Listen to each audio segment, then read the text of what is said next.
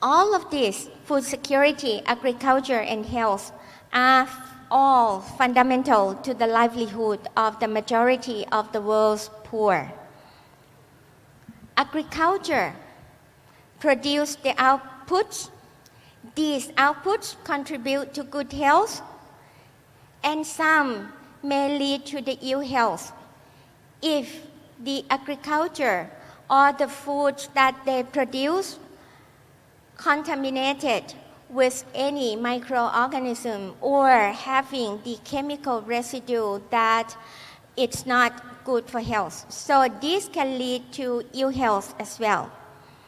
Agriculture interacts with environment in varieties of ways, and some ways also affect human health in the intermediate term or in the longer term.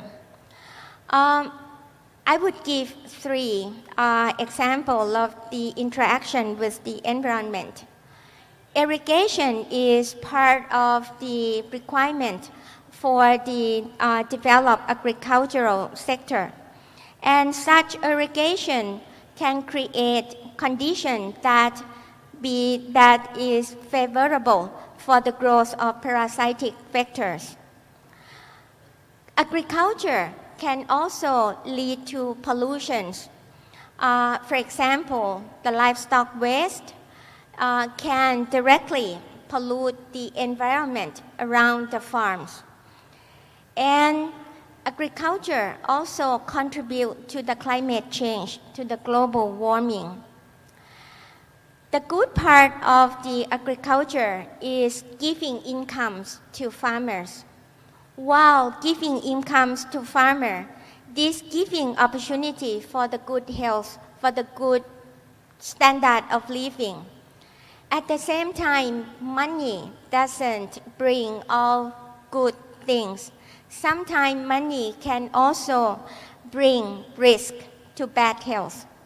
So we can see the good side and the bad side of agriculture. This agriculture, we can see that in response to the human population and income increases and urbanization, food and agriculture has shifted its main focus from cereal. If you remember when I talked about the first epidemiological transition, people was dependent on crops, on cereals, and then shift to the protein-based from livestock source. And according to the statistics in 2010, there has been the increased protein-rich diet based from the livestock products. And you can see even the number one of the food commodity is rice paddy.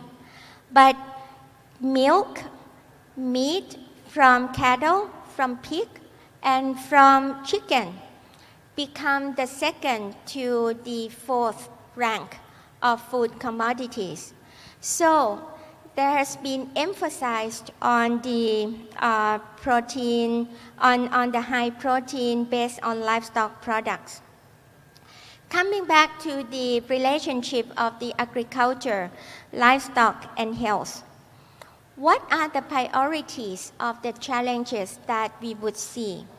Again, agriculture and livestock, we cannot think of only the food security. We have to also think of nutritional security. And what you would see is lean meat. It's going for white meat rather than red meat, or even some of the products like eggs. You put omega-3 supplemental eggs. So this is the nutritional concern, and people focus more on the quality in addition to quantity. Zoonotic diseases, while we produce livestock, there's also the risk for human health if there is the livestock diseases that can be transmitted from animal into human. And of course, if there are clinical losses from any diseases that involve economic security. And not only clinical losses on the farm, sometimes there is the impact on the market chain, there is the impact on the consumer demand. The zoonotic diseases also affect the livelihoods and the welfare consequences. And sometimes this is not directly from the disease, but also from the control measures. If you remember, about 10 years ago, when we found out that grazing ducks harbor avian influenza virus, everyone went towards the policy of prohibiting ducks to move around and try to put ducks on the farm. The consequences after that would be we have to pay double or we have to pay triples of the cost of one egg we used to pay. So that would be the consequences of the control measure, which will be one of the priority of the challenges. Food safety, it was mentioned by the previous speaker that it's one of the main pillars for ASEAN. Food safety and growing food supply chain is one of the things that in fact, also the zoonotic diseases that have the interlinked. The increasing complexity of the agricultural production and food supply chain introduced the new risk of the food contamination. We have traders, we have middlemen, and we even have the live animal markets or the live bird markets would be the good example of where we can find more diseases. The trade of the livestock and livestock products can facilitate the disease spread at the global, regional, and the cross-border level, in addition to within the country.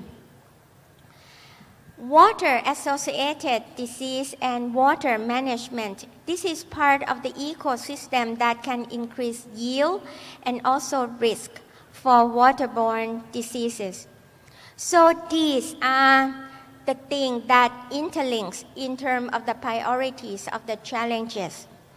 When we talk about human diseases like HIV/AIDS or even Ebola or even rabies, we think that there's nothing to do with livestock sector or agricultural sector.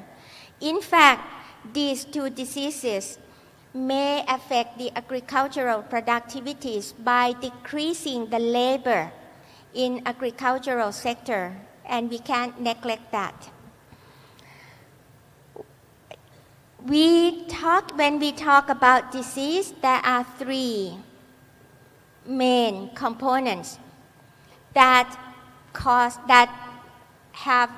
make the disease to happen: agent, host, environment. If these three main components are not at the interface, it's unlikely that disease would happen. However, in the real world, these three components get together, have the interface. What brings them together? Societies, cultures, economics, land use, etc. These factors that bring the key epidemiological components together, these are in the same ecosystem or environment. We call these factors disease drivers. And these disease drivers, when they bring these three main key components of disease together, there will be the dynamic among them. If the dynamic is in favor into the balance, we won't see any disease.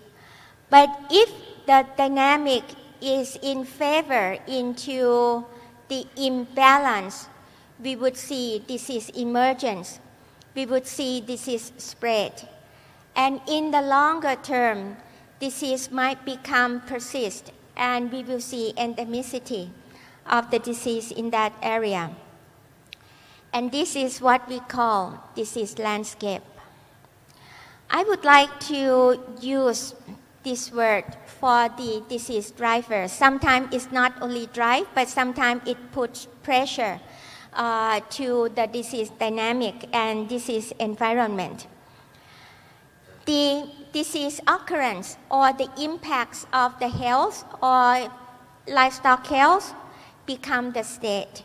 So this will be the term I will use later in my talk, the pressure, the state.